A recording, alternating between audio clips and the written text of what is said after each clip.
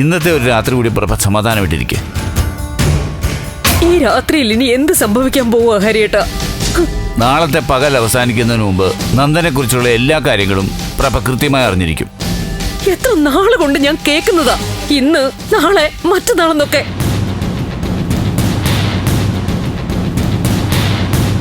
ഒരമ്മയുടെ മനസ്സിനെയാ നിങ്ങളൊക്കെ കൂടി പറഞ്ഞു പറ്റിക്കുന്നത്.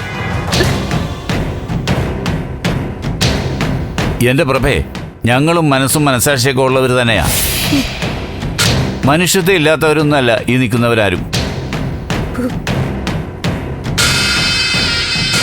ഞങ്ങൾ കഴിഞ്ഞ ദിവസങ്ങളിലൊക്കെ ഒരു ലക്ഷ്യത്തിന് വേണ്ടിയുള്ള ഓട്ടത്തിലായിരുന്നു. നന്ദനെ അന്വേഷിച്ചുള്ള ഓട്ടം.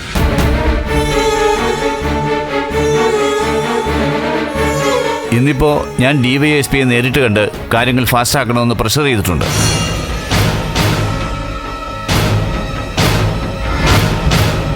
ആ മീറ്റിംഗിന്റെ കൂടെ ഉറപ്പിലാണ് ഞാൻ ഈ പറയുന്നത്.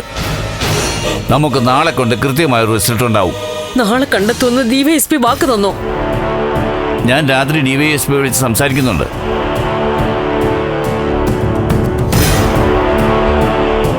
ഞങ്ങൾ കുറച്ച് തീരുമാനങ്ങളിലും നിഗമനങ്ങളിലും എത്തിയിട്ടുണ്ട്.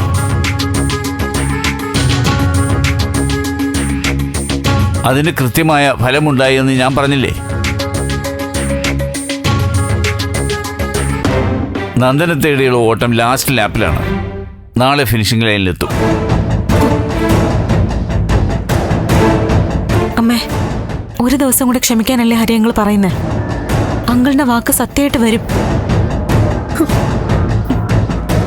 സത്യം പറഞ്ഞ പ്രഭ, തന്റെ വിഷമം കാണുമ്പോൾ തന്നെ പറഞ്ഞ് മനസ്സിലാക്കാൻ പറ്റുന്നില്ലല്ലോ എന്ന് എനിക്ക് പലപ്പോഴും വിഷമം തോന്നിയിട്ടുണ്ട്.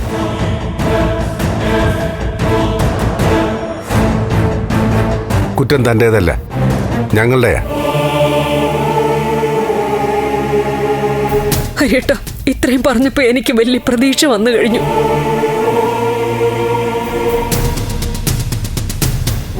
അറിയാൻ വേണ്ടി ചോദിക്കുക, അവനിപ്പോ എവിടെയുണ്ട്? അതിനെക്കുറിച്ച് ഇതുവരെ ഒരു വ്യക്തത വന്നിട്ടില്ല പ്രഭേ. ചില ഊഹങ്ങളേ ഉള്ളൂ. അയ്യോ, അപ്പൊ ഉറപ്പില്ലേ ഹരിയേട്ടാ? ഏയ്, അങ്ങനെയല്ല. എല്ലാം കൃത്യമാകാൻ കുറച്ചുകൂടി സമയം വേണം.